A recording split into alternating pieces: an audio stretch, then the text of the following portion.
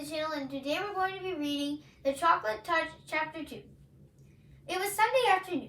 The sun was sinking low in the sky, but the air was still quite warm. John was wandering along in the direction of Susan's house, absent-mindedly looking down at the sidewalk, when his eye was suddenly caught by a dully gleaming, silvery gray coin lying right in the path. The coin was the size of a quarter, but even as he leaned forward eagerly to pick it up, John noticed there was something strange about it. It did not have a picture of George Washington or a picture of an eagle. On one side there was a picture of a fat boy. On the other side were the letters J.M., which is funny, John thought, because those letters happened to be his initials. Grasping the coin firmly, he ran on towards Susan's house. She liked to collect things. He thought she might be interested to know that he had the beginning of a coin collection. Although he was in the habit of going over to Susan's by the same route once or twice almost every day, this afternoon John found himself turning left where he usually turned right. I always go the same way, he thought. This time, for a change, I'm going a new way. He didn't stop to consider that you cannot go east by going west unless you go all the way around the world. Only 2 blocks along the unfamiliar street, John came to a small corner store. It was a neat red brick building with 2 big show windows. They were full of all sorts of candy. Susan was immediately, absolutely forgotten. John pressed his nose against one of the windows. He was imagining the taste of the chocolate-covered almonds and chocolate fudge on the other side of the glass when he noticed a man in a white apron standing behind the counter and beckoning to him. John was surprised. He hadn't expected the store to be open on Sunday. "Don't just stand there in the doorway, John," the man called heartily. "Come on in and get some fresh, sweet, creamy chocolate. There's a special sale today." How did the man know his name? John wondered. He couldn't remember ever having seen the store before. The storekeeper saw John hesitate.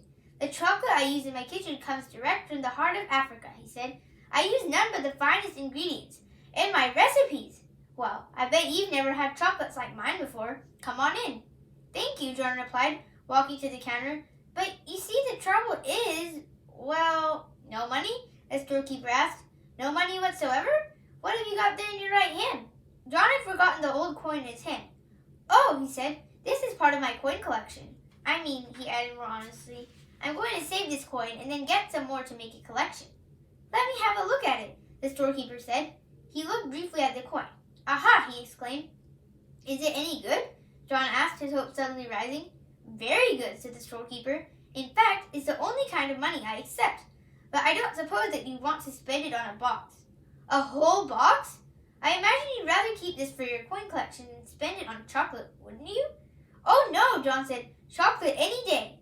"Go ahead then. Help yourself," the storekeeper said, pointing to a heavily laden show table piled high with large cellophane-wrapped candy boxes, all exactly alike. "You mean I can have one of these?" John asked, his eyes round with surprise. The candy boxes were as big as the ones his father always brought home at Christmas time. "Just help yourself," the storekeeper assured him. "That is, unless you think it might be better to ask your mother first."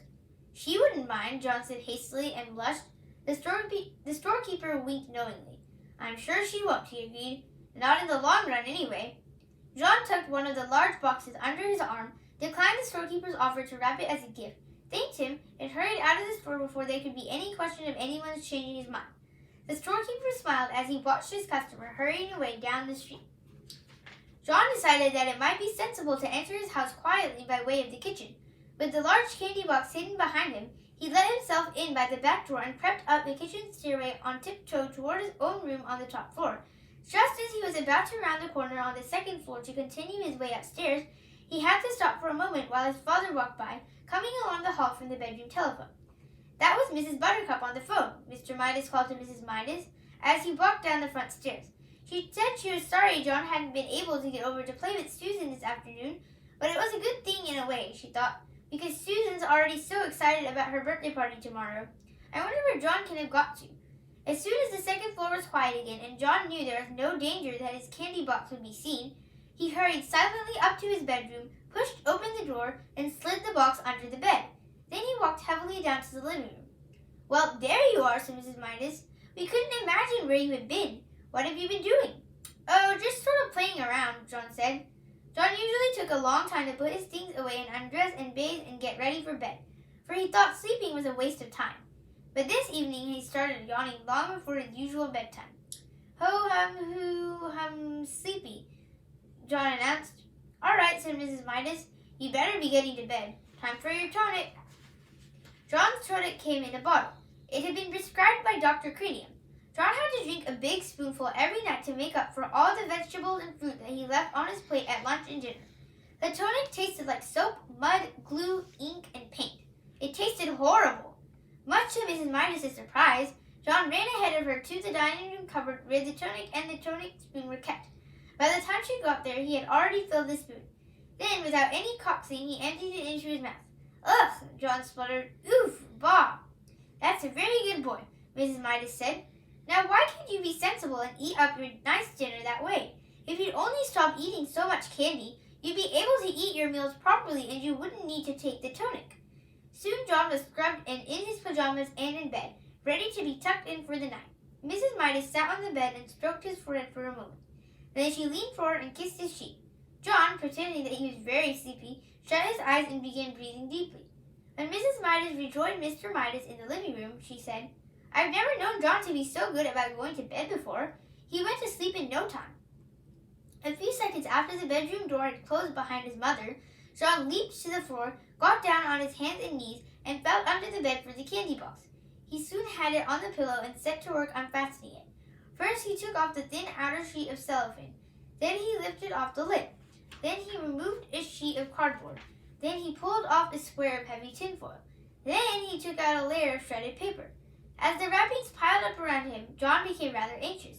At last he came to a small central ball of cotton batting, and there, right in the middle, was a little golden ball.